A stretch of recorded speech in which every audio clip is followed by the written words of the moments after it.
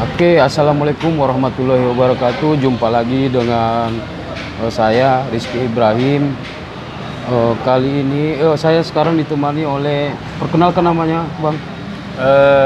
Anurin Ahmad, aktivitas sehari-hari salah satu pendiri dari Lembaga Budaya Seni Nagari Pesisir Tapanuli Tengah yang menjabat sebagai Ketua Dewan Pakar dan juga sebagai pengamat sejarah dan budaya pesisir. Oke, terima kasih atas waktu yang diberikan kepada kami, Bang. Kali ini kami akan membahas mengenai situs sejarah yang ada di Kota Sibolga, yaitu Poncan Ketek. Menurut Bang Nurdin, pengamat sejarah dan budaya, banyak cerita yang ada di Poncan Ketek tersebut.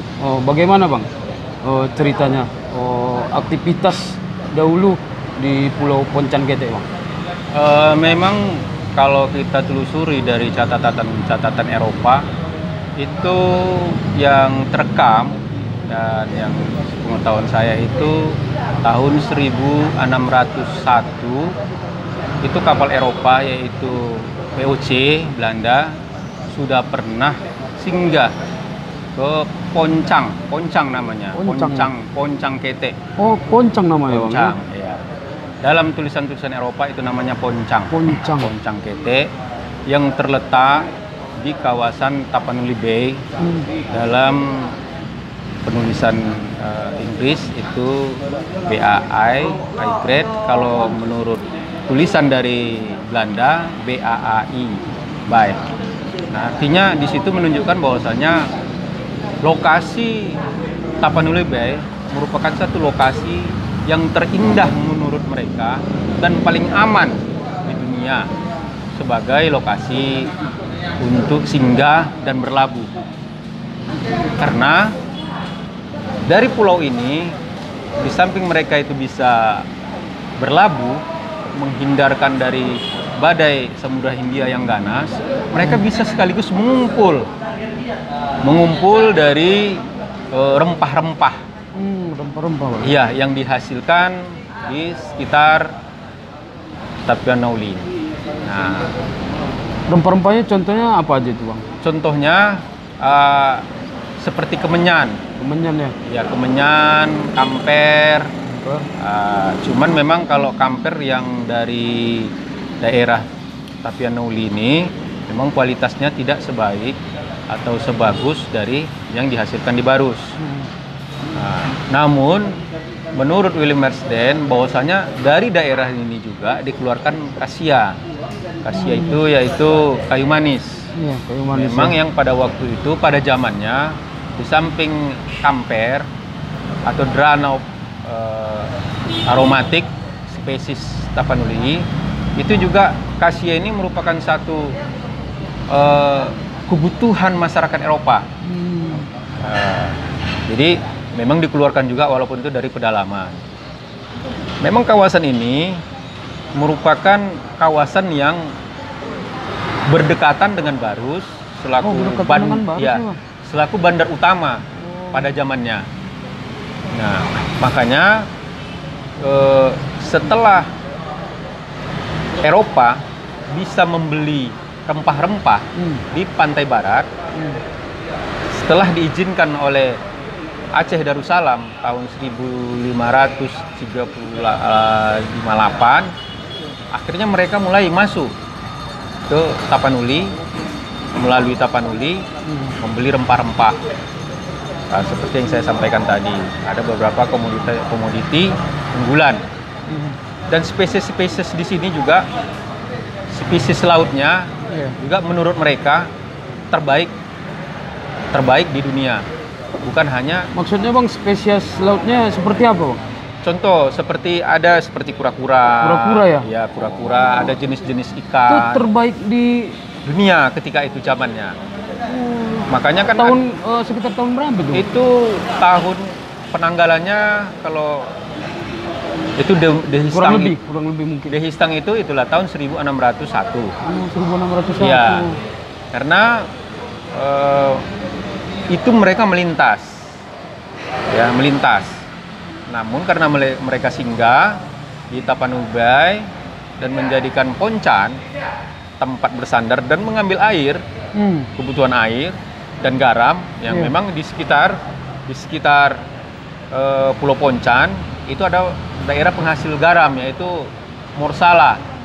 Ya, kalau menurut dalam linguistiknya Mur itu berarti itu orang Arab Persia.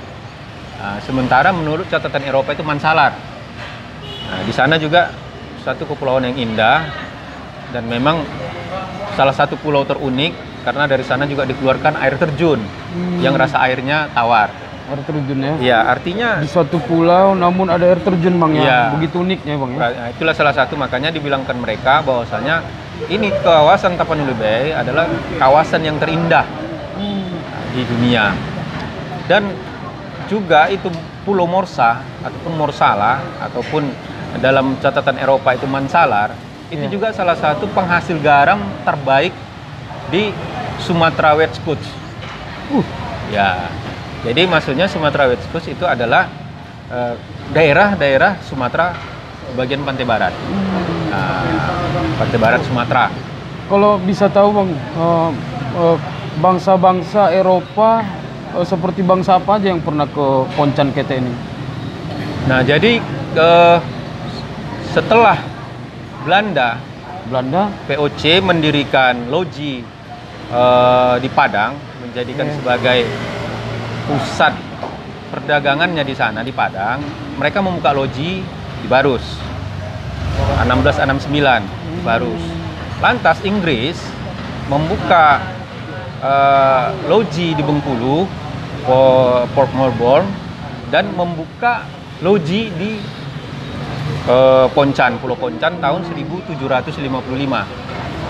Nah, tentu mereka punya alasan-alasan untuk mendirikan loji.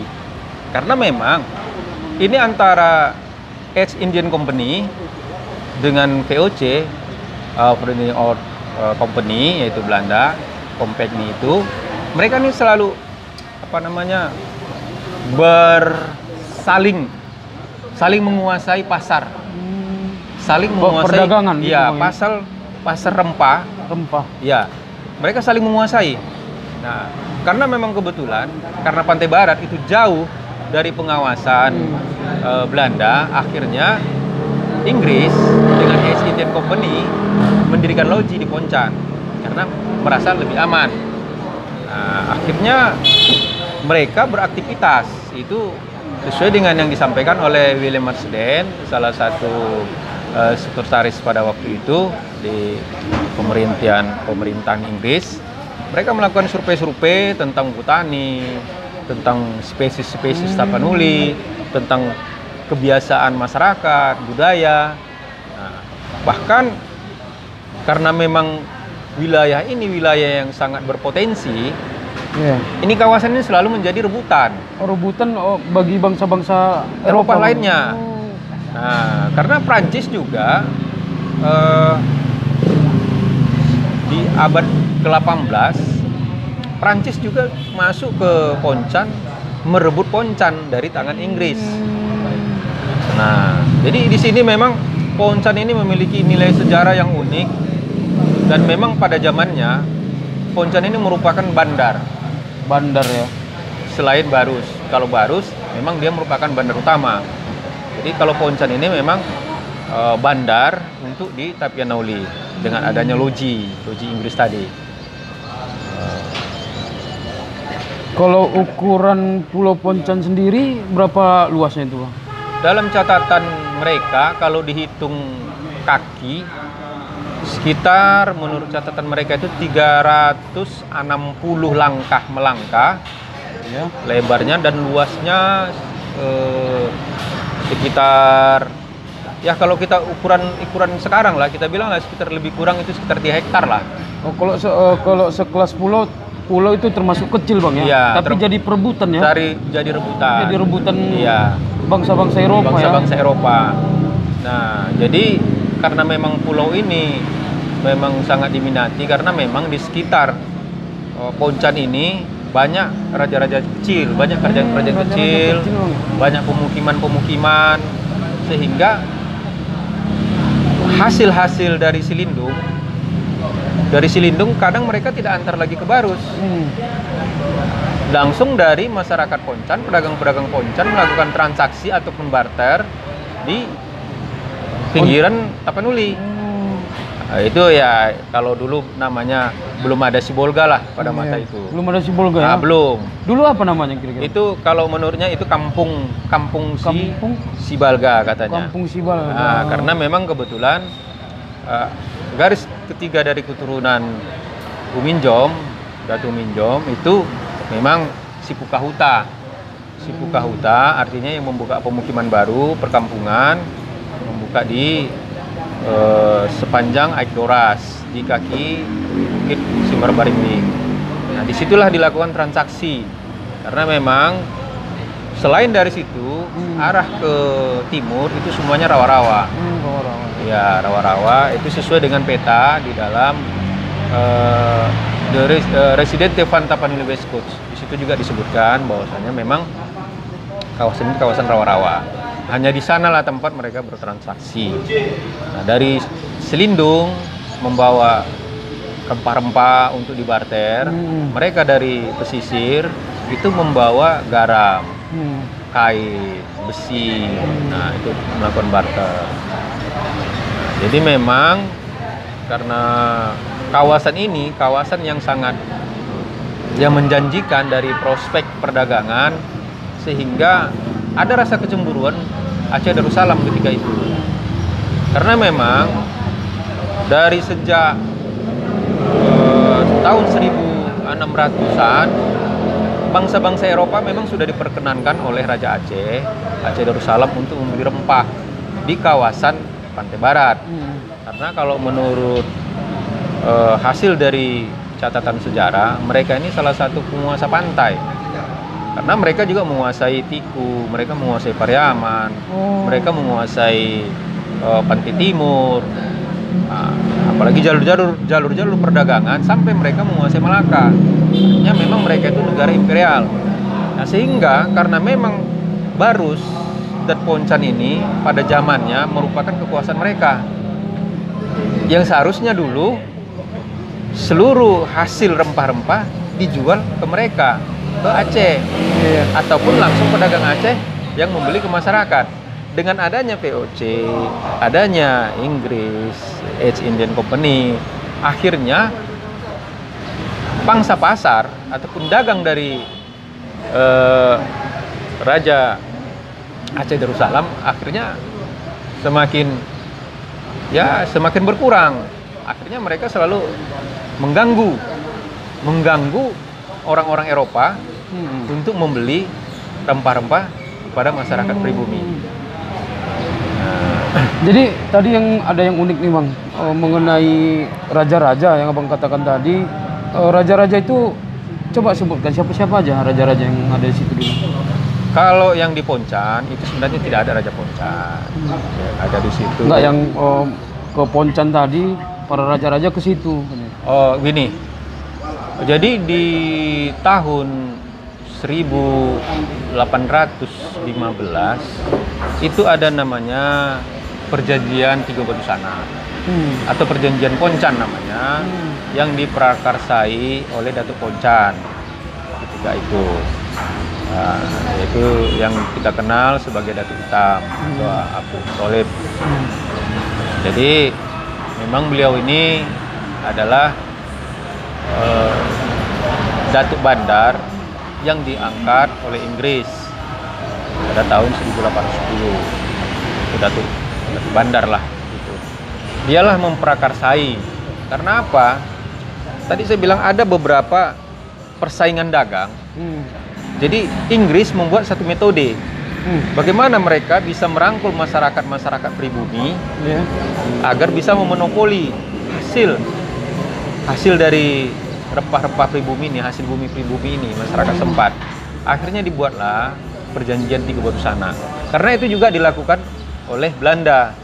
Belanda juga melakukan itu di Singkil dengan ada namanya istilahnya Guarenti, perjanjian dagang dengan masyarakat Singkil.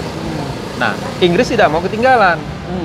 1815 juga dilakukan di Tapianauli dengan raja-raja yang ada di sekitar Tapianauli, yaitu Raja Kadiri, Raja Sorkam, Raja Siboga, Raja Kalangan. Ada beberapa raja-raja sebagaimana naskah yang ada pada zaman ketika itu sebagai residen pada waktu itu John Price. Itu digodok ataupun diramu itu di Poncan ya. Kalau dilihat Poncan itu bukanlah terlalu besar, tapi memang letaknya sangat strategis. Iya. Jadi ini Bang, ada tidak cerita yang paling unik untuk Pulau Poncan ini, yang paling unik ceritanya? Memang sebenarnya kalau keunikan tadi, uniknya Poncan itu merupakan pulau yang kecil, tetapi dia menjadi rebutan, itu salah satu uniknya. Dan bahkan di situ didirikan satu benteng ataupun satu benteng, loji. Bang, ya? Iya, loji oleh Benteng Inggris. apa kira-kira Bang? Itulah, itu namanya itu kan benteng ataupun loji, tempat pertahanan mereka. Tempat pertahanan ya. Nah, dengan menempatkan 30 orang tentara India, tentara Sepia namanya, menempatkan 10 unit meriam. Nah, artinya betapa pentingnya pulau ini. Meriam sampai ditempatkan di situ Bang? Iya, 10 unit 10 meriam. unit ya, meriam ya. 10 pucuk meriam hanya untuk mengawasi dari lokasi ini tadi. Itu Artinya meriam siapa itu Bang? Inggris. Inggris ya? Iya. Karena juga yang membangun port itu juga, yang membuat Port Tapanuli itu 1755 itu juga Inggris. Nah, artinya kan alangkah uniknya pulau yang kecil tapi menjadi rebutan. Aceh ingin mengambil kembali, Prancis sampai dua periode melakukan penyerangan ke Inggris, ingin menguasai sampai merampas. Kalau kita katakan bajak laut, mungkin terlalu inilah terlalu ya, ekstrim Bang, ya terlalu ekstrim. Tapi begitulah mereka ingin menguasai hasil lada-lada ini tadi, hasil dari rempah-rempah ini tadi. Memang selama ini kalau kita lihat jalur pantai barat itu sepertinya tidak masuk dalam pembicaraan nasional sebagai jalur rempah. Padahal kalau kita berbicara pantai barat, kita tidak bisa lupa bahwasanya kamper atau Dralanog aromatik itu spesies kita di Tapanuli Tengah, Sibolga, itu di daerah lain tidak ada. Nah, jadi jalur rempah itu justru kita ini kan dari beberapa penulis-penulis asing dari Eropa, dari dinasti Cina, catatan-catatan Cina, catatan-catatan Persia, daerah pesisir ini, pantai barat ini sudah masuk dalam catatan-catatan mereka. Tapi kenapa kita selalu tertinggal kalau ketika kita berbicara jalur rempah, sepertinya kita itu tidak masuk. Padahal di zaman itu, di zaman itu Kasia itu merupakan barang langka. Kapur barus itu, kemenyan itu barang langka. Tapi kok bisa kita nggak masuk, tidak disebutkan di dalam jalur rempah. Tapi kalau menurut saya daerah kawasan kita ini bukannya sebatas jalur rempah, tapi jaringan rempah yang menghasilkan jalur rempah. Jaringan rempah yang menghasilkan, yang membuka jalur rempah. Jalur rempah. Iya. Karena jaringannya apa? Dari Tapanuli, dari pedalaman, dari Batak pedalaman, dikeluarkan berbagai rempah-rempah, hasil bumi, pesisir. Berapa banyak daerah di sekitar kita yang menghasilkan rempah-rempah ini tadi? Kenapa kita nggak disebut-sebut sebagai jalur perdagangan rempah? Tidak disebut sebagai jaringan perdagangan rempah dan jalur rempah yang memang dilintasi. Nah, ini kan menjadi aneh. Di dalam beberapa kali saya mengikuti seminar, seminar tentang jalur rempah, tidak ada, jarang kita disebutkan. Padahal dalam peta kementerian untuk jalur rempah kita dimasukkan, Barus itu dimasukkan. Karena dulu Tapianauli ini, Poncan ini masuk dalam kawasan Barus. Karena memang merupakan rajanya dulu yang berkuasa itu di Barus. Jadi raja-raja kecil yang ada di sekitar sini ini masih tunduk di kerajaan baru. Dan baru ya. Iya. Jadi untuk pertanyaan terakhir nih Bang, kan ada sedikit miris ini seperti yang Abang sebutkan tadi, bahwasannya Pulau Poncan Kete itu kan jadi rebutan bangsa-bangsa dahulunya. Iya. Namun sekarang kenapa tidak masuk jadi jaringan rempah? Iya. Ya kan? Harapan Abang nih untuk pemerintah seperti apa? Jadi memang ya, kita miris selaku pemerhati sejarah, pemerhati budaya. Di sana sebenarnya ada heritage, warisan. Warisan itu merupakan sebenarnya kalau bisa kita buat itu, katakanlah itu sebagai cagar alam atau cagar budaya, Iya. atau cagar sejarah. Karena memang pulau itu masih meninggalkan sisa-sisa peradaban. Yaitu di sana masih ada struktur bangunan di abad 17. Namun terbengkalai.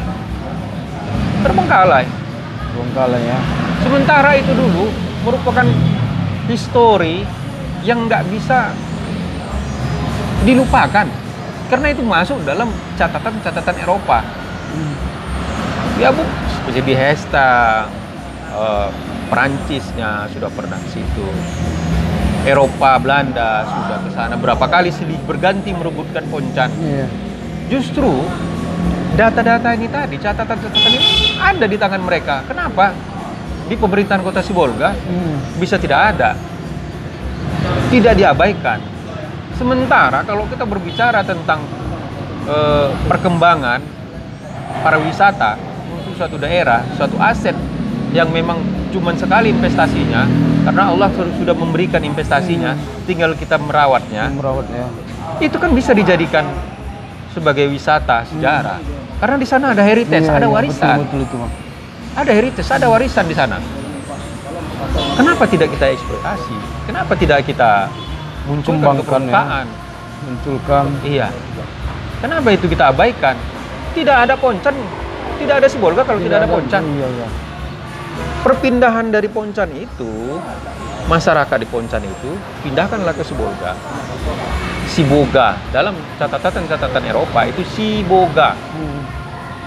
Nah, Siboga yang merupakan kawasan pada dulunya itu rawa-rawa.